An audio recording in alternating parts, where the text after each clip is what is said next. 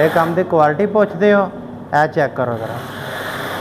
Spacer ਲਗਾਉਣ ਦਾ ਤਰੀਕਾ ਜੀ ਇਹ ਦਿਖਾਓ ਜੀ, ਇਹ ਲਾਓ ਇੱਥੇ ਸਪੇਸਰ। तो जी किधर नीचे भी बाउंड लगा है और टैल के नाल भी बाउंड लगा है। टैल क्यों नहीं ग्रिप करेगी, ए लो जी, यह तरीका है जी सारा टैल लगाने का जी। थले किधर बाउंड वेच जाए, ए लाजमी करो।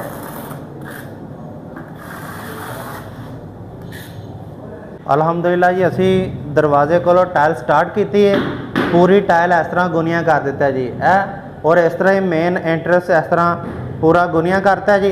इधर असी कट पीस पा दिता है ताकि बैड के नीचे कट पीस आ जाएगा, ठीक है जी। और इस तरह ही साडा तरीकाकार है जी काम का। और इस तरह साढ़े को खिड़की सी, खिड़की वाली साइड वो असी पूरी दिखा दी जी, ठीक है। बाकी जनाब कमरा लगा पाया, बेहतरीन काम है, क्वालिटी वाइज बेहतरीन, मतलब कि बहुत अच्छा काम है। इस तरह असी जनाब मेरी काम शम करते हैं, ये साडा काम तुहाडे सामने है जी।